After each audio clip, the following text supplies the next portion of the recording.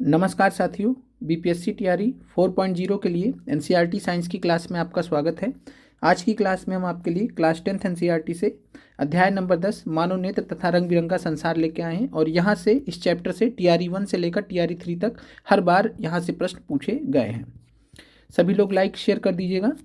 अब कमेंट भी जरूर कीजिएगा क्लास आपको कैसी लगी। और इस क्लास के बाद आप लोगों का क्लास 10th एनसीईआरटी का एक क्लास और आएगा जिसमें आपको 11 चैप्टर और 12 चैप्टर एक साथ में कंबाइन करके करा दिया जाएगा। तो इससे आपका क्लास 10th एनसीईआरटी पूरा हो जाएगा। मानव नेत्र तथा रंग बिरंगा संसार आते हैं यहाँ पर मानव नेत्र पर। मानव नेत्र की जब हम बात करते हैं तो मानव नेत्र एक कैमरे की तरह होता है। जो मानव की आँख होती है कैमरे की तरह होती है। इसका जो लेंस निकाय होता है एक प्रकाश सुग्राही पर्दा हो, जिस रेटिना कहते हैं या दृष्टिपटल कहते हैं, पर प्रतिबिंब बनाता है। तो आपसे कई बार परीक्षा में प्रश्न पूछा गया है कि आँख के किस भाग पर प्रतिबिंब बनता है किसी भी वस्तु का, तो रेटिना या दृष्टिपटल पर प्रतिबिंब बनता है। तो ये आपको ध्यान रखना है कि मानव नेत्र एक कैमरे की भांति है। इसका जो लेंस निकाय है एक प्रकाश सुग्राही पर्दे, जिसको हम रेटिना दृष्टिपटल कहते हैं, उस पर प्रतिबिंब बनाता है। फिर दूसरा पॉइंट है रेटिना या दृष्टिपटल को यहाँ पर आप देख सकते हैं, दृष्टिपटल या रेटिना। तो ये वो पोर्शन है जहाँ पे प्रतिबिंब बनेगा किसी भी वस्तु का।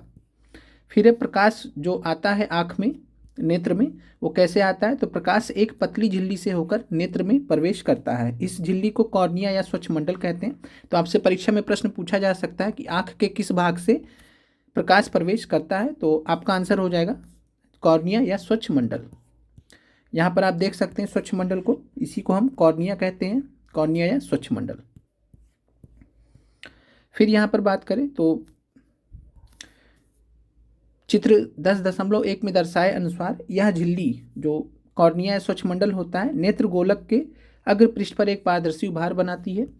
नेत्र गोलक की आकृति लगभग गोलाकार होती है तथा इसका व्यास लगभग 2.3 सेंटीमीटर होता है।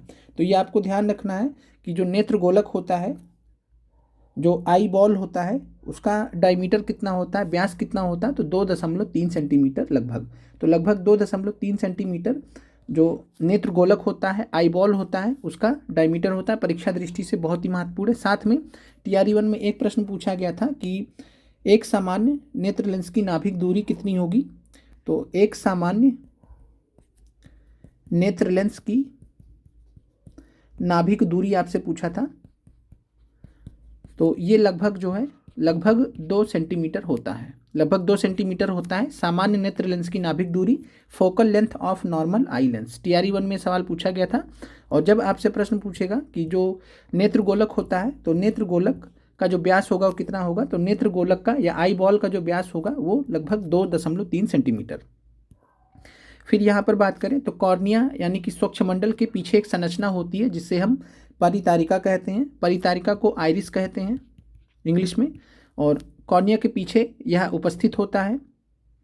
साथ में बात करें तो परितारिका गहरा पेशीय डायफ्राम होता है जो पुतली के साइज को नियंत्रित करता है। तो आपसे परीक्षा में प्रश्न पूछ सकता है कि पुतली के साइज को कौन नियंत्रित करता है, तो आंसर हो जाएगा परितारिका, यानी आइरिस जो है पुतली जिसको हम प्यूपिल बोलते हैं, तो आइरिस प्यूपिल के साइज को नियंत्रित करता है। या परितारिका एक गहरा पेशीय डायफ्राम होता है जो पुतली के साइज को नियंत्रित करता है।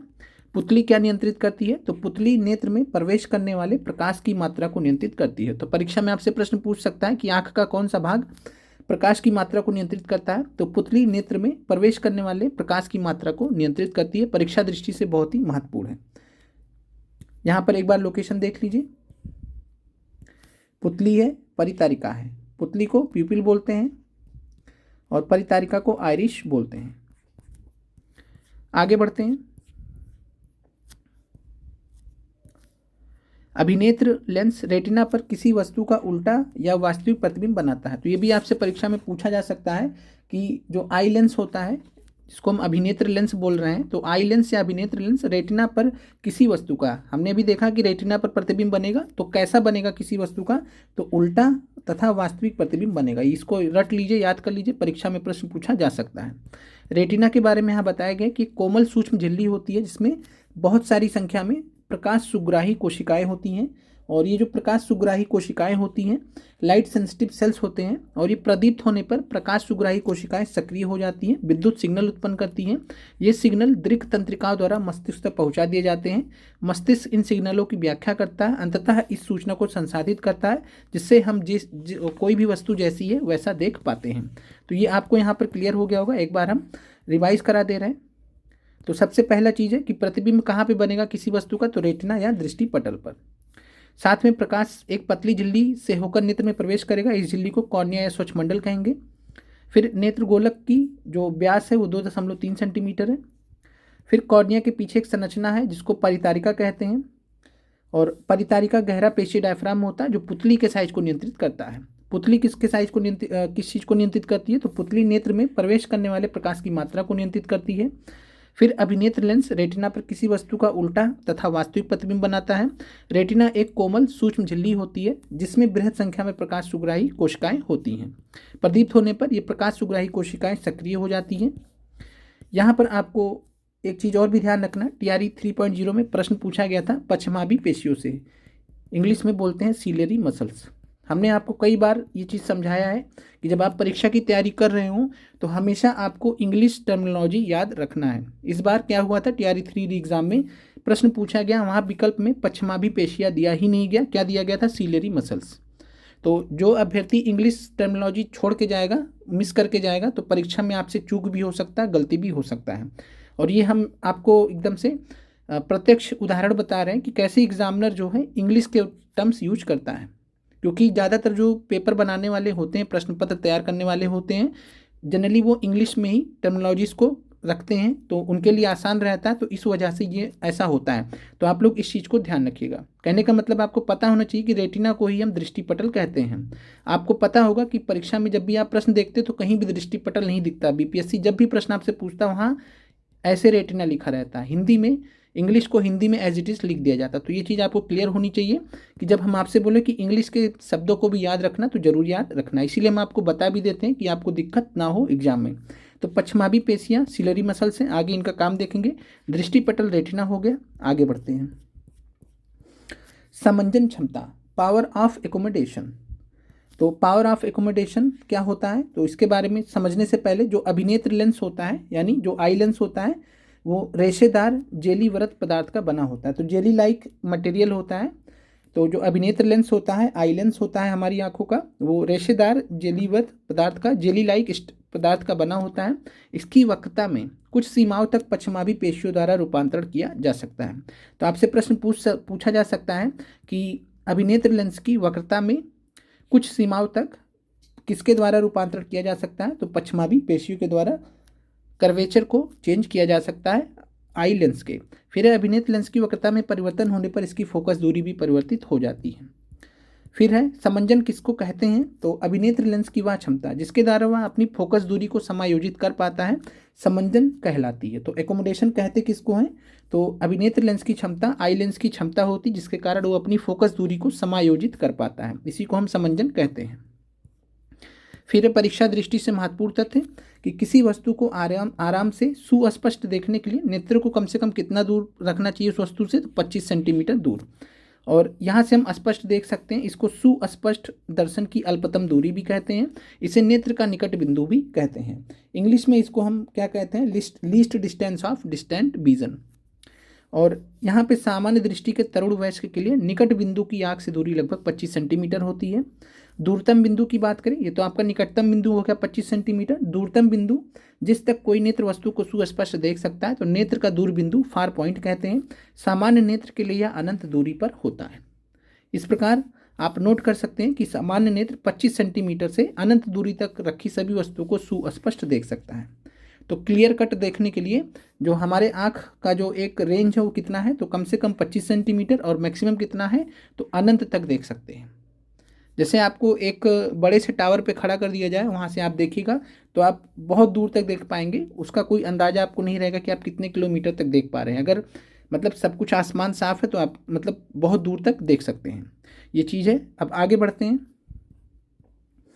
कभी कभी आयु के कुछ व्यक्तियों के नेत्र का क्रिस्टलीय लेंस दूधिया तथा धुंधला हो जाता है। इस स्थिति को हम क्या कहते हैं, मोतियाबिंद या कैटरैक्ट। तो मोतियाबिंद या कैटरैक्ट में क्या होता है, नेत्र का क्रिस्टल लेंस दूधिया या धुंधला हो जाता है और नेत्र में दृष्टि में कमी या पूर्ण रूप से क्षय भी हो सकता है, बाकी ये ठीक हो जाता है इलाज के द्वारा।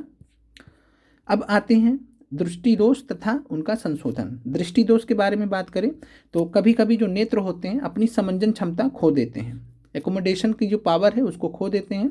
ऐसी स्थिति में व्यक्ति वस्तु को आराम से सुस्पष्ट नहीं देख पाते हैं। नेत्र में अपवर्तन दोषों के कारण दृष्टि धुंधली हो जाती है। प्रमुख रूप से दृष्टि के 3 सामान्य अपवर्तन दोष आपको परीक्षा दृष्टि से याद रखना। पहला है निकट दृष्टि दोष जिसको हम मायोपिया कहते हैं, दूसरा है दीर्घ दृष्टि दोष जिसको हम हाइपरमेट्रोपिया कहते हैं, तीसरा है जरा दृष्टि दोष, तो जरा दूरदृष्टिता ये प्रेसबायोपिया कहते हैं। तो पहला है मायोपिया, दूसरा है हाइपरमेट्रोपिया, तीसरा है प्रेसबायोपिया। कहने का मतलब है आपको इस तरीके से मायोपिया भी लिख के दे सकता है परीक्षा में, यही हमारे कहने का मतलब है। इंग्लिश आपको पता होना चाहिए, हिंदी तो पता होना ही चाहिए। चलिए आगे बढ़ते हैं। निकट दृष्टि दोष क्या होता है? निकट दृष्टि दोष, आपको यहाँ पर एक चीज ध्यान रखना है कि जो नाम में दिया गया है निकट दृष्टि दोष है तो यानी कि निकट का देख पाएगा, अगर दूर दृष्टि दोष है तो इसका मतलब दूर का देख पाएगा, इतना आपको समझना है। निकट दृष्टि दोष का हम जो है निकट दृष्टिता भी कहते हैं, नियर साइटेडनेस भी कहते हैं। निकट दृष्टि दोष युक्त कोई भी व्यक्ति निकट रखी वस्तु को स्पष्ट देख सकता है। तो ये आपको जो है दोष लगेगा कि निकट में दोष हो सकता है, लेकिन नहीं, नाम उल्टा रखा गया है यहाँ पे, तो आप इस चीज़ को ध्यान रखिएगा। निकट दृष्टि दोष का मतलब है निकट देख सकता है, दूर का नहीं देख सकता है। क्लियर है? तो निकट दृष्टि दोष का मतलब है निकट का देख पाएगा, निकट पर रखी वस्तु को देख पाएगा, लेकिन दूर की वस्तु को देख नहीं पाएगा। और निकट दृष्टि दोष युक्त नेत्र में किसी दूर रखी वस्तु का प्रतिबिंब कहाँ पर बनता है? तो ये आपसे परीक्षा में प्रश्न पूछा जा सकता है कि मायोपिया में या फिर निकट दृष्टि दोष युक्त नेत्र में किसी दूरी पर रखी वस्तु का प्रतिबिंब दृष्टि पटल पर नॉर्मली बनना चाहिए, रेटिना पर बनना चाहिए, लेकिन रेटिना पर ना बनकर कहाँ पर बनता है? तो दृष्टि पटल के सामने। कहाँ बनता है? दृष्टि पटल के सामने। तो मायोपिया में आपको ध्यान रखना है, निकट दृष्टि दोष में याद रखना है कि जो वस्तु का प्रतिबिंब होगा वो दृष्टि पटल के सामने बनेगा। फिर है निकट दृष्टि दोष या मायोपिया उत्पन्न होने के कारण क्या होते हैं? तो अभिनेत्र लेंस की वक्रता का अत्यधिक हो जाना, ये आपको याद रखना परीक्षा दृष्टि से, ये एडवांस लेवल में ऐसे प्रश्न आपसे पूछे जा सकते हैं। तो अभिनेत्र लेंस की जो वक्रता है, कर्वेचर है, वो अत्यधिक हो जाएगा। दूसरा है नेत्र गोलक का लंबा हो जाना, तो जो आई बॉल है वो उसका जो साइज है वो लंबा हो जाएगा। इस दोष को किसी उपयुक्त क्षमता के अवतल लेंस, अपसारी लेंस के उपयोग द्वारा संशोधित किया जा सकता है। तो जो मायोपिया होता है, निकट दृष्टि दोष होता है, उसको हम किस तरीके से ठीक कर सकते हैं? तो इसको हम ठीक करने के लिए कॉनकेव लेंस का प्रयोग करते हैं। कॉनकेव लेंस यानी कि अवतल लेंस या अपसारी लेंस का प्रयोग करते हैं। तो कॉनकेव लेंस याद रखना आपको इंग्लिश में कॉनकेव लेंस, हिंदी में अवतल लेंस या अपसारी लेंस के उपयोग द्वारा संशोधित किया जा सकता है। फिर है उपयुक्त क्षमता का अवतल लेंस वस्तु के प्रतिबिंब को वापस दृष्टि पटल पर ले आएगा। क्लियर है? अब आगे बढ़ते हैं। दीर्घ दृष्टि दोष। दीर्घ दृष्टि दोष में क्या होता है? इसको हम दूरदृष्टिता भी कहते हैं। दीर्घ दृष्टि दोष युक्त कोई भी व्यक्ति दूर की वस्तुओं को स्पष्ट देख पाएगा। फिर वही है, नाम में आपको नहीं फंसना है। अगर दीर्घ दृष्टि दोष है तो मतलब दूर का देख पाएगा, नज़दीक का नहीं देख पाएगा। निकट रखी वस्तु को नहीं देख पाएगा, दूर की वस्तु को देख पाएगा। और ऐसे जो व्यक्ति होते हैं जिनको दूरदृष्टि दोष का प्रॉब्लम हो गया है, हाइपरमेट्रोपिया का प्रॉब्लम हो गया, ऐसे व्यक्ति को आराम से सुस्पष्ट पढ़ने के लिए पठन सामग्री को नेत्र से 25 सेंटीमीटर से काफ़ी अधिक दूरी पर रखना होता है। जैसे आपने देखा होगा कि एक एज के जो लोग होते हैं, मान लीजिए 40-45 से प्लस जो लोग होते हैं, थोड़ा दूरी पर रखकर चश्मा लगाए रहते हैं, थोड़ा दूरी पर रखकर पढ़ते हैं। तो ये चीज़ है कि नेत्र से 25 सेंटीमीटर से काफ़ी दूरी पर रखना पड़ता है। इसका कारण है कि पास रखी वस्तु से आने वाली जो प्रकाश किरणें हैं दृष्टि पटल रेटिना के पीछे फोकसित होती हैं। तो यहाँ पर हमने देखा था कि जब निकट दृष्टि दोष होगा तो प्रतिबिंब कहाँ बनेगा? दृष्टि पटल के सामने। और यहाँ पर दीर्घ दृष्टि दोष में जो प्रकाश किरणें हैं वो कहाँ पर फोकसित होंगी? तो दृष्टि पटल रेटिना के पीछे। तो इसका मतलब है प्रतिबिंब कहाँ बनेगा? प्रतिबिंब कहाँ बनेगा दीर्घ दृष्टि दोष में? तो दृष्टि पटल रेटिना के पीछे। ये आपको ध्यान रखना है यहाँ पे इस केस के लिए। फिर है हाइपरमेट्रोपिया होने के कारण क्या होते हैं? तो अभिनेत्र लेंस की फोकस दूरी का अत्यधिक हो जाना और नेत्र गोलक का छोटा हो जाना। आपको दोनों याद रखने हैं। और साथ में इस दोष को उपयुक्त क्षमता के अभिसारी लेंस, उत्तल लेंस का उपयोग करके हम ठीक कर सकते हैं। तो हाइपरमेट्रोपिया के लिए आपको ध्यान रखना है कि कॉन्वेक्स लेंस का प्रयोग करके हम इसको ठीक कर सकते हैं। कॉन्वेक्स लेंस का उपयोग करके हम ठीक कर सकते हैं। उत्तल लेंस युक्त चश्मे दृष्टिपटल पर वस्तु का प्रतिबिंब फोकसित करने के लिए आवश्यक अतिरिक्त क्षमता प्रदान करते हैं। तो ये आपको क्लियर हो गया होगा। एक बार यहाँ पर जो दोष उत्पन्न होने के कारण एक बार देख लीजिए। अभिनेत्र लेंस की वक्रता का अत्यधिक हो जाना, नेत्र गोलक का लंबा हो जाना। निकट दृष्टि दोष के लिए दीर्घ दृष्टि दोष की बात करें तो यहाँ पर वहाँ नेत्र गोलक लंबा हो गया था, यहाँ नेत्र गोलक का छोटा हो जाना, तो नेत्र गोलक की साइज वो कम हो जाएगी। और अभिनेत्र लेंस की फोकस दूरी का अत्यधिक हो जाना, यहाँ पर वहाँ पर वक्रता था, यहाँ पर फोकस दूरी का अधिक हो जाना। फर्क आप यहाँ पे नोट कर लीजिएगा उस हिसाब से। और उत्तल लेंस के चश्मे से हम दृष्टिपटल पर वस्तु का प्रतिबिंब फोकसित करने के लिए अतिरिक्त क्षमता प्रदान करता है। तो इस प्रकार उत्तल लेंस से हम जो दीर्घ दृष्टि दोष होता है उसको ठीक कर सकते हैं। अब आते हैं जरा दूर दृष्टिता पर। जरा दूर दृष्टिता जो होती है, तो जो जरा शब्द है यहाँ पे ध्यान रखिएगा, जो जरा शब्द है ये बुढ़ापे से संबंधित है, यानी ओल्ड एज से संबंधित है। तो आयु में वृद्धि होने के साथ साथ मानव नेत्र की जो समंजन क्षमता है वो घटती जाती है। जैसे जैसे एज होगा तो मानव नेत्र की जो समंजन क्षमता होती है, एकोमोडेशन एबिलिटी होती है, कम होती जाती है। अधिकांश व्यक्तियों का निकटतम बिंदु दूर हट जाता है, यानी 25 सेंटीमीटर से बढ़ता जाता है। संशोधक चश्मों के बिना उन्हें पास की वस्तु को आराम से सुस्पष्ट देखने में कठिनाई होती है। इसी को हम क्या कहते हैं, जरा दूर दृष्टिता, प्रेसबायोपिया। प्रेसबायोपिया यह पश्चिमाभी पेशियों में धीरे धीरे दुर्बल होने तथा क्रिस्टलीय लेंस के लचीलेपन में कमी आने के कारण उत्पन्न होता है। तो आपको ध्यान रखना है कि होता क्यों है, तो पश्चिमाभी पेशियों के धीरे धीरे दुर्बल होने तथा क्रिस्टलीय लेंस के लचीलेपन में कमी आने के कारण उत्पन्न होता है। तो आपसे प्रश्न पूछा जा सकता है कि पश्चिमाभी पेशियों के कमजोर होने पर कौन सी समस्या आती है, तो जरा दूर दृष्टिता, प्रेसबायोपिया। क्लियर हो गया होगा आपको। और हम इसको ठीक करने के लिए कई बार क्या होता है, कभी कभी किसी व्यक्ति के नेत्र में दोनों प्रकार के दोष, निकट दृष्टि तथा दूर दृष्टि दोष हो सकते हैं। ऐसे व्यक्तियों को हम क्या करते हैं, तो द्विफोकसी लेंस का प्रयोग करते हैं, बाईफोकल लेंस का प्रयोग करते हैं। तो जो प्रेसबायोपिया का प्रॉब्लम है, जरा दूरदृष्टिता का जो समस्या है, इसको ठीक करने के लिए सामान्यतः जब दोनों प्रकार की दिक्कतें हो जाती, निकट दृष्टि और दूर दृष्टि दोष, तो द्विफोकसी लेंस, बाईफोकल लेंस का प्रयोग करते हैं। सामान्य प्रकार के द्विफोकसी लेंस में अवतल लेंस भी होगा, उत्तल लेंस भी होगा। ऊपरी भाग अवतल लेंस होगा दूर की दृष्टियों वस्तुओं को स्पष्ट देखने के लिए, निचला भाग उत्तल लेंस का होगा पास की वस्तु को देखने के लिए। अब आते हैं प्रिज्म से प्रकाश का अपवर्तन। तो refraction of light through prism. तो यहाँ पे आपके लिए कुछ खास महत्वपूर्ण नहीं है, बाकी यहाँ पे जो टेबल है ये देख लीजिएगा। यहाँ से बीपीएससी टीआरई में प्रश्न पूछा गया था कि आँख के किस भाग का नेत्रदान होता है। जब हम नेत्रदान करते हैं, बोलते हैं कि आई डोनेट किया गया, तो जो आई डोनेशन होता है, आई डोनेशन में प्रश्न पूछा गया था नेत्रदान जब होता है तो आँख के किस भाग का दान होता है। तो रट लीजिएगा कि आँख के इस वाले भाग का नेत्रदान होता है, जिसको हम बोलते हैं कॉर्निया। तो यहाँ से प्रश्न आपसे पूछा गया था। तो जनरली लोग पीड़ित होते हैं कॉर्निया अंधता से। कॉर्निया अंधता मतलब कॉर्निया खराब हो गया है। तो कॉर्निया अंधता से पीड़ित लगभग 45 लाख व्यक्तियों को नेत्रदान द्वारा प्राप्त कॉर्निया के प्रत्यारोपण से ठीक किया जा सकता है। और बाकी ये सब फैक्ट्स आपको याद नहीं रखने। तो यहाँ पे आपको इतना समझना था कि नेत्रदान का जो मुख्य समस्या होता है, किसी को जो आँख की ज़रूरत होती है, किसी को एक्सीडेंट हो जाए, वो अलग बात है कि एक्सीडेंट हो गया तो कुछ आँख का कुछ और भी भाग खराब हो गया। नॉर्मली जो नेत्रदान की आवश्यकता पड़ती है वो किस लिए पड़ती है, कॉर्निया अंधता से, जो यानी जो कॉर्नियल ब्लाइंडनेस होता है, इसको इंग्लिश में बोलते हैं कॉर्नियल ब्लाइंडनेस। कॉर्नियल ब्लाइंडनेस, तो कॉर्नियल ब्लाइंडनेस की जो समस्या होती सबसे आम है, सबसे मतलब कॉमन है। तो कॉर्निया अंधता, तो नेत्रदान में क्या दान किया जाता है, कॉर्निया दान किया जाता है। ये आपसे प्रश्न पूछा गया था टीआरई में, इसलिए आप इसको याद रखिएगा। बाकी यहाँ पर मृत्यु के पश्चात 4 से 6 घंटे के भीतर नेत्र निकाल लिए जाने चाहिए। और यहाँ पे कुछ चीज़ें हैं कि कौन से व्यक्ति नेत्रदान नहीं कर सकते। तो जो गंभीर बीमारी से पीड़ित हैं, एड्स, HIV, हेपेटाइटिस बी, सी, जलभित्ती, रेबीज जिसको बोलते हैं, तीव्र लुकेमिया और टिटनस, हैजा, मेनिंजाइटिस या मस्तिष्क सोज जिसको एंसेफ्लाइटिस कहते हैं, अगर इन सब बीमारियों से कोई व्यक्ति ग्रसित है तो उसका नेत्रदान नहीं हो सकता है।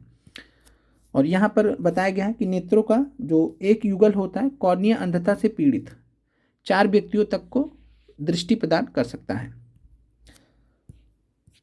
अब आगे बढ़ते हैं। अब आते हैं यहाँ पर कांच के प्रिज्म द्वारा श्वेत प्रकाश का विक्षेपण। तो ये आपका परीक्षा दृष्टि से इंपॉर्टेंट है, dispersion of white light. Dispersion of white light, तो कांच के प्रिज्म द्वारा श्वेत प्रकाश का विक्षेपण, dispersion of white light by a glass prism. तो आप ध्यान रखिएगा, और विक्षेपण को हम दूसरे शब्दों में परिक्षेपण भी कहते हैं। तो इसी एनसीईआरटी में परिक्षेपण शब्द का भी प्रयोग किया गया, इसीलिए हम आपको बता दे रहे हैं, चाहे विक्षेपण बोला जाए चाहे परिक्षेपण बोला जाए, दोनों का ही मतलब क्या है, डिस्पर्जन, डिस्पर्जन ऑफ लाइट। तो ये आपको क्लियर होना चाहिए। अब आगे बढ़ते हैं।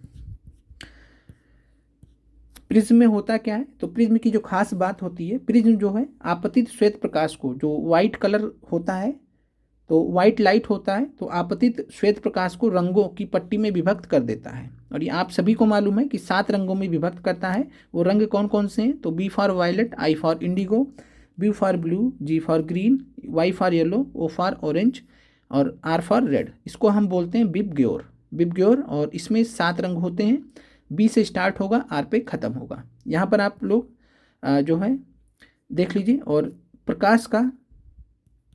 प्रकाश के अव्ययी वर्णों के इस बैंड को हम स्पेक्ट्रम कहते हैं। तो जब आपसे पूछेगा कि स्पेक्ट्रम में कितने कलर होते हैं, तो 7 रंग होते हैं। कौन कौन से, विबग्योर, स्टार्टिंग विबग्योर से।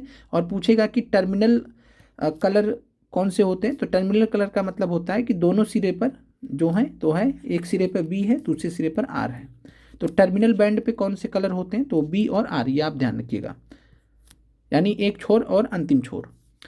फिर यहाँ पर बात करें, प्रकाश के अव्ययी वर्णों में विभाजन को विक्षेपण कहते हैं। तो डिस्पर्जन किसको कहते हैं, तो आप सिंपल सा डिफिनीशन है कि डिस्पर्जन हम किसको कहते हैं, कि जो व्हाइट लाइट होता है, श्वेत प्रकाश होता है, जब वो 7 कलर में विभाजित हो जाता है, यानी प्रकाश के, या व्हाइट लाइट, यहाँ पे ध्यान रखिएगा, यहाँ पे प्रकाश लिखा गया कि प्रकाश के अव्ययी रंगों का, तो यहाँ पर इसको श्वेत प्रकाश से समझिएगा कि श्वेत प्रकाश के 7 रंगों में जो विभाजन होता है उसी को हम क्या कहते हैं, विक्षेपण कहते हैं, इंग्लिश में डिस्पर्जन कहते हैं।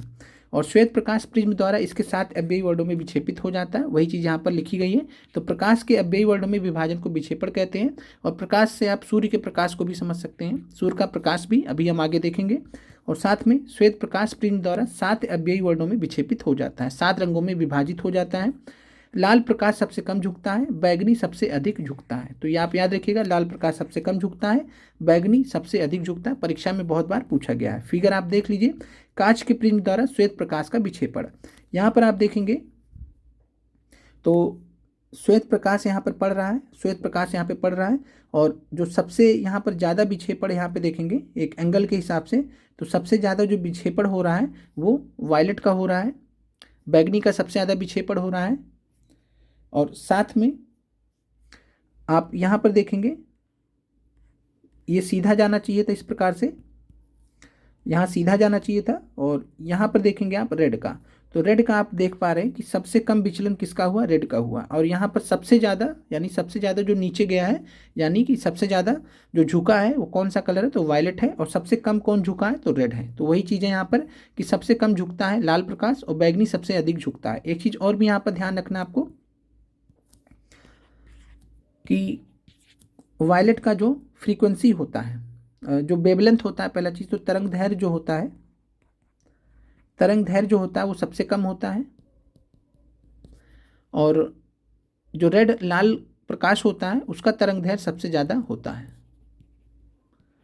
तरंग दैर्घ्य सबसे ज़्यादा होता है। साथ में जो वायलेट होता है इसकी एनर्जी सबसे ज़्यादा होती है, इसकी एनर्जी सबसे ज़्यादा होती है, लाल की सबसे कम होती है। तो एनर्जी ज़्यादा होने की वजह से ज़्यादा फैलता भी है। और लाल जो है वो सबसे कम स्कैटर होता है। आगे हम इसके बारे में चर्चा करेंगे। सर्वप्रथम ध्यान रखिएगा, परीक्षा दृष्टि से आइजैक न्यूटन ने सूर्य का स्पेक्ट्रम प्राप्त करने के लिए कांच के प्रिज्म का उपयोग किया था। तो परीक्षा में आपसे पूछा जा सकता है कि किसने, निम्नलिखित में से किसने सूर्य का स्पेक्ट्रम प्राप्त करने के लिए कांच के प्रिज्म का प्रयोग किया था। तो सर्वप्रथम आइजैक न्यूटन साहब ने सूर्य का स्पेक्ट्रम प्राप्त करने के लिए कांच के प्रिज्म का प्रयोग किया था। और यहाँ पर उन्होंने जो है श्वेत प्रकाश के स्पेक्ट्रम का पुनर्योजन भी दिखाया गया है। तो श्वेत प्रकाश पहले 7 रंगों में विभाजित होगा, फिर 7 रंग एक रंग दिखा देंगे श्वेत प्रकाश। तो दोनों तरफ से यहाँ पर किया गया है। सूर्य का प्रकाश 7 वर्णों से मिलकर बना है। तो ये आपको मालूम होना चाहिए कि जो सूर्य का प्रकाश होता है कितने रंगों से मिलकर बना, तो 7 वर्णों से, वही विबग्योर। कोई भी प्रकाश जो सूर्य के प्रकाश सदृश स्पेक्ट्रम बनाता है उसे हम श्वेत प्रकाश कहते हैं। तो हमेशा ध्यान रखिएगा कि व्हाइट लाइट किसे कहते हैं, श्वेत प्रकाश किसे कहते हैं। तो कोई भी ऐसा प्रकाश जो सूर्य के प्रकाश के सदृश स्पेक्ट्रम बनाएगा, यानी कि 7 वर्णों से मिलकर बना होगा, उसी को हम श्वेत प्रकाश कहेंगे। फिर इंद्रधनुष की बात कर ले तो इंद्रधनुष वर्षा के पश्चात आकाश में जल के सूक्ष्म कणों में दिखाई देने वाला प्राकृतिक स्पेक्ट्रम है। यह वायुमंडल में उपस्थित जल की सूक्ष्म बिंदु द्वारा सूर्य के प्रकाश के परिक्षेपण के कारण प्राप्त होता है। तो यहाँ पे आपको परीक्षा में प्रश्न जो पूछा जाए 2 तरीके से कि वायुमंडल में उपस्थित जल की सूक्ष्म बिंदु द्वारा सूर्य के प्रकाश के परिक्षेपण के द्वारा प्राप्त होता है। तो पहला चीज़ है कि इंद्रधनुष क्यों बनता है, कैसे बनता है। तो इंद्रधनुष आप खुद से प्रश्न पूछ ले सकते हैं कि इंद्रधनुष बनने का कारण क्या है। तो इंद्रधनुष बनने का कारण है वायुमंडल में उपस्थित जल की सूक्ष्म बिंदु द्वारा सूर्य के प्रकाश के परिक्षेपण के द्वारा। तो सूर्य के प्रकाश के परिक्षेपण या डिस्पर्जन ऑफ सनलाइट, तो डिस्पर्जन ऑफ सनलाइट या सूर्य के प्रकाश के परिक्षेपण के या विक्षेपण के कारण होता है, कारण इंद्रधनुष का निर्माण होता है। तो इंद्रधनुष का निर्माण क्यों होता है, तो आपको समझ में आ गया कि वायुमंडल में उपस्थित जल की सूक्ष्म बूंदों द्वारा सूर्य के प्रकाश के परिक्षेपण या विक्षेपण के द्वारा, जिसको हम डिस्पर्जन ऑफ सनलाइट कहते हैं। तो डिस्पर्जन ऑफ सनलाइट या प्रकाश का विक्षेपण, सूर्य के प्रकाश का विक्षेपण जिम्मेदार होता है इंद्रधनुष बनने के लिए। इंद्रधनुष हमेशा सूर्य के विपरीत दिशा में बनता है, ये आपको पता होना चाहिए। फिर है सूर्य के आपतित प्रकाश को ये बूंदें अपवर्तित तथा विक्षेपित करती हैं, तत्पश्चात इन्हें आंतरिक परावर्तित करती हैं। अंततः जल की बूंद से बाहर निकलते समय प्रकाश को पुनः अपवर्तित करती हैं। तो प्रकाश के परिक्षेपण तथा आंतरिक परिवर्तन के कारण विभिन्न वर्ण प्रेक्षक नेत्रों तक पहुंचते हैं। तो आपसे प्रश्न पूछे कि हमारी आंखों तक जो 7 कलर पहुंचते हैं, विभिन्न जो वर्ण पहुंचते हैं हमारी आंखों तक, जो हम 7 रंग देखते हैं रेनबो का, वो कैसे देखते हैं, तो प्रकाश के परिक्षेपण और आंतरिक परावर्तन के कारण। ये आप ध्यान रखिएगा। आगे बढ़ते हैं, वायुमंडलीय अपवर्तन पर आते हैं। एटमॉस्फेरिक रिफ्रैक्शन टीआरई 2 में प्रश्न पूछा गया था यहाँ से। टीआरई 3 में शायद टीआरई 3 जो 15 मार्च का पेपर है शायद उसमें पूछा गया था, या टीआरई 2 में पूछा गया था, ध्यान नहीं है। तो आते हैं, पूछा गया था सिंपल सा प्रश्न, तारों का टिमटिमाना किस वजह से होता है। तो आंसर था वायुमंडलीय अपवर्तन। क्लियर है, आगे बढ़ते हैं। तो है क्या, पृथ्वी के वायुमंडल के कारण प्रकाश का अपवर्तन जो होता है उसी को हम क्या बोलते हैं, वायुमंडलीय अपवर्तन। वायुमंडलीय अपवर्तन, अपवर्तन को रिफ्रैक्शन बोलते हैं। तो पृथ्वी के वायुमंडल के कारण जब प्रकाश का अपवर्तन होता है तो ऐसी प्रक्रिया को हम बोलते हैं वायुमंडलीय अपवर्तन। तारों का टिमटिमाना वायुमंडलीय अपवर्तन का उदाहरण है। अगर पृथ्वी का वायुमंडल नहीं होता तो हमें तारे टिमटिमाते हुए दिखाई नहीं देते। ये आपको क्लियर होना चाहिए। तारे टिमटिमाते हुए क्यों दिखाई देते हैं, पृथ्वी के वायुमंडल के कारण प्रकाश का अपवर्तन हो जाता है। तारों का टिमटिमाना, तो वायुमंडलीय अपवर्तन के कारण तारे की आभासी स्थिति। तो तारों का टिमटिमाना, तारों के प्रकाश के वायुमंडलीय अपवर्तन के कारण ही तारे टिमटिमाते हुए प्रतीत होते हैं। तो तारे टिमटिमाने का कारण आपको समझ में आ गया कि तारों के प्रकाश का वायुमंडलीय अपवर्तन होता है। और तारे की जो आभासी स्थिति होती है विचलित होती रहती है, बदलती रहती है। आंखों में प्रवेश करने वाले तारों के प्रकाश की मात्रा झिलमिलाती रहती है, जिसके कारण कोई तारा कभी चमकीला प्रतीत होता, कभी धुंधला, जो कि टिमटिमाहट का प्रभाव है। फिर दूसरा उदाहरण है वायुमंडलीय अपवर्तन का अग्रिम सूर्योदय तथा विलंबित सूर्यास्त। तो अग्रिम सूर्योदय यानी सूर्योदय से पहले सूर्योदय दिखना, विलंबित सूर्यास्त का मतलब है सूर्यास्त होने के बाद सूर्यास्त दिखाई देना। तो वायुमंडलीय अपवर्तन के कारण सूर्य हमें वास्तविक सूर्योदय से लगभग 2 मिनट पहले दिखाई देता है और वास्तविक सूर्यास्त के लगभग 2 मिनट पश्चात तक दिखाई देता है। तो यहाँ आपका प्रश्न पूछा जा सकता है परीक्षा में कि अग्रिम सूर्योदय तथा विलंबित सूर्यास्त किसके वजह से होता है। तो आंसर हो जाएगा वायुमंडलीय अपवर्तन के वजह से। वास्तविक सूर्यास्त और आभासी सूर्यास्त के बीच में कितना अंतर होता है, तो 2 मिनट का अंतर होगा। और इस परिघटना के कारण ही सूर्योदय तथा सूर्यास्त के समय सूर्य की जो चक्रिका होती है चपटी प्रतीत होती है। तो आपसे प्रश्न पूछा जा सकता है सूर्योदय और सूर्यास्त के समय सूर्य की चक्रिका चपटी प्रतीत होती है, क्यों। तो इसी परिघटना के कारण। कौन सी परिघटना, वायुमंडलीय अपवर्तन, जो कोई अग्रिम सूर्योदय और विलंबित सूर्यास्त का कारण है। तो वायुमंडलीय अपवर्तन का सूर्योदय तथा सूर्यास्त पर प्रभाव, ये आपको समझ में आ गया होगा। तो यहाँ पे आपको वायुमंडलीय अपवर्तन के एनसीईआरटी से 2 उदाहरण याद रखने। तारों का टिमटिमाना पूछा जा चुका है, अग्रिम सूर्योदय विलंबित सूर्यास्त पूछा जा सकता है। सूर्योदय और सूर्यास्त के समय सूर्य की चक्रिका चपटी, ये आपसे पूछा जा सकता है। सभी का कारण क्या है? वायुमंडलीय अपवर्तन। चलिए अब आगे बढ़ते हैं, स्कैटरिंग ऑफ लाइट पर आते हैं। स्कैटरिंग ऑफ लाइट पर आते हैं। स्कैटरिंग ऑफ लाइट पर आते हैं तो प्रकाश का प्रकीर्णन, प्रकाश का प्रकीर्णन की बात करें, स्कैटरिंग ऑफ लाइट, तो आकाश का जो नीला रंग होता है, जो नीले कलर का हमें आकाश दिखाई देता है, उसका कारण क्या है? प्रकाश का प्रकीर्णन, स्कैटरिंग ऑफ लाइट। गहरे समुद्र के जल का रंग जो नीला दिखाई देता है, तो कारण क्या है? Scattering of light. सूर्योदय तथा सूर्यास्त के समय सूर्य का रक्ताभ दिखाई देना, यानी जो रेडिश कलर होता है, लाल कलर का जो सूर्य दिखता है हमें, रेडिश कलर का सूर्य सूर्योदय तथा सूर्यास्त के समय में, तो उसका कारण क्या है? तो उसका कारण है प्रकाश का प्रकीर्णन। तो हमेशा ध्यान रखिएगा, जो प्रकाश का प्रकीर्णन होता है ये कलर से संबंधित होता है, रंग से संबंधित होता है, कि कोई चीज़ आपको किसी रंग का दिखाई देगा।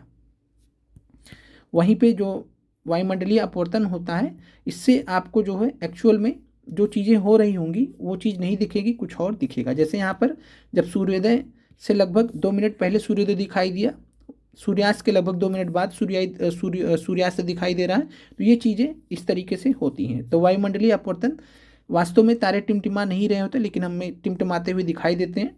तो जो चीज़ें नहीं होती हैं वो फिर भी आपको जब दिखता है इस तरीके से, तो ये वायुमंडलीय अपवर्तन से रिलेटेड होता है। और प्रकाश का प्रकीर्णन कलर से संबंधित होता है, कोई चीज़ आपको किस कलर की दिख रही है तो उसका कारण है प्रकाश का प्रकीर्णन। आकाश का नीला रंग, तो जो नीले रंग का प्रकीर्णन है आसमान में सबसे ज़्यादा होता है। और प्रकीर्णन की अगर हम बात करें तो इसका जो रेंज होता है कुछ इस तरीके से होता है, यानी वायलेट का प्रकीर्णन सबसे ज़्यादा होगा, इंडिगो और ब्लू, तो तीसरे नंबर पे ब्लू आता है। लेकिन जब आकाश की हम बात करते हैं तो आकाश में जो नीला रंग है उसका प्रकीर्णन सबसे ज़्यादा होता है, और रेड का सबसे कम होता है। तो ध्यान रखिएगा, रेड का सबसे कम होता है, इसलिए हमें आसमान लाल नहीं दिखाई दे सकता कभी भी। ठीक है, तो कैसा दिखाई देगा? ब्लू दिखाई देगा सामान्य तौर पर।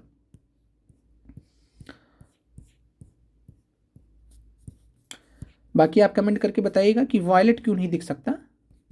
वायलेट के बाद इंडिगो आता है, इंडिगो के बाद ब्लू आता है, ब्लू ही क्यों दिखता है आसमान?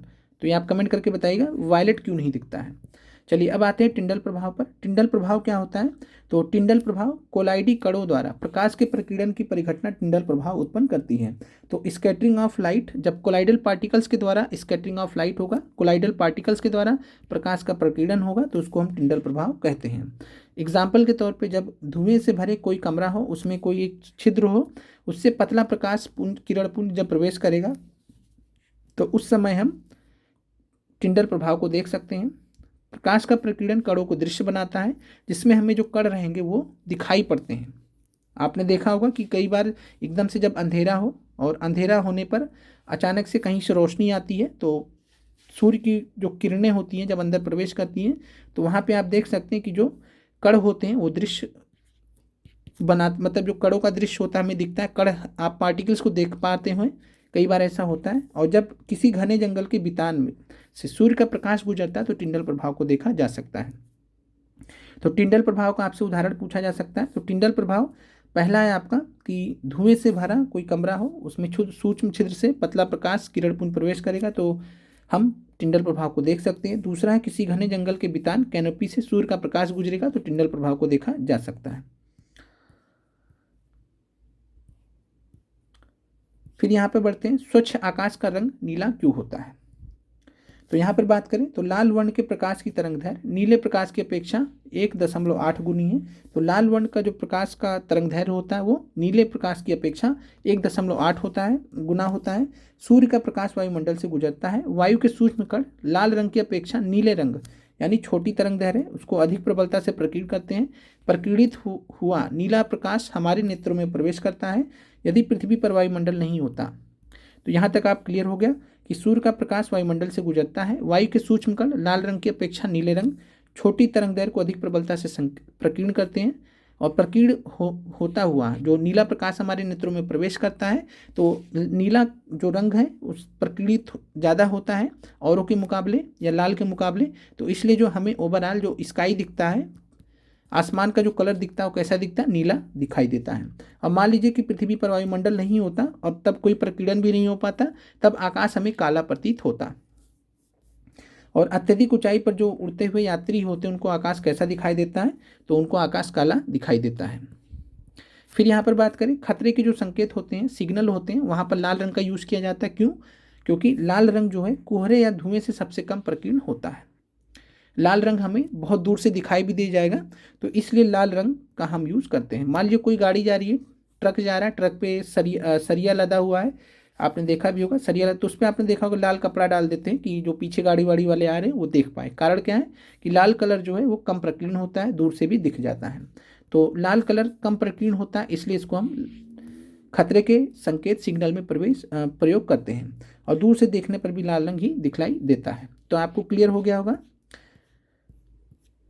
अब आते हैं प्रश्न पर। मानव नेत्र अभिनेत्र लेंस की फोकस दूरी को समायोजित करके विभिन्न दूरियों पर रखी वस्तु को फोकसित कर पाता है। ऐसा कैसे होता है? तो ये समंजन की प्रक्रिया है, एकोमोडेशन की प्रक्रिया है। फिर है मानव नेत्र जिस भाग पर किसी वस्तु का प्रतिबिंब बनाते हैं, तो ये आपका दृष्टिपटल है, रेटिना है। कई बार परीक्षा में प्रश्न पूछा गया है, पीजीटी साइंस में सवाल पूछा गया है, टीआरई 2 में। इतना मतलब आसान सवाल पीजीटी मतलब टीजीटी साइंस में 9 से 10 साइंस में टीआरई 2 में पूछा गया था। सामान्य दृष्टि के वयस्क के लिए सुस्पष्ट दर्शन की अल्पतम दूरी कितनी होगी? तो 25 सेंटीमीटर। अभिनेत्र लेंस की फोकस दूरी में परिवर्तन लाया जा सकता है। तो ये सवाल इस बार आपसे प्रश्न पूछा गया था कि अभिनेत्र लेंस की फोकस दूरी में परिवर्तन कैसे लाया जा सकता है? तो आपका आंसर था पश्चमाभी पेशियों द्वारा। आपको विकल्प दिया गया था सीलरी मसल्स, इसी का अंग्रेजी वर्जन दिया गया था सीलरी मसल्स। यही जो प्रश्न था यहीं से उठाया गया था एग्जामिनर के द्वारा। तो अभिनेत्र लेंस की फोकस दूरी में परिवर्तन पश्चमाभी पेशियों द्वारा या फिर सीलरी मसल्स द्वारा किया जा सकता है। तो यहाँ पे आप हमेशा ध्यान रखिए कि जितने भी एनसीईआरटी में प्रश्न दिए गए हैं, खासकर साइंस में प्रश्न दिए गए हैं, तो जो भी प्रश्न दिए गए हैं उनको आप जरूर देख के जाए। कौन सा प्रश्न आ जाए एग्जाम में कुछ कहा नहीं जा सकता, फ्री का आपको जो है नंबर मिल जाएगा। तो मिलते हैं आप सभी से अगले वीडियो में। आप लोगों का देखने के लिए धन्यवाद।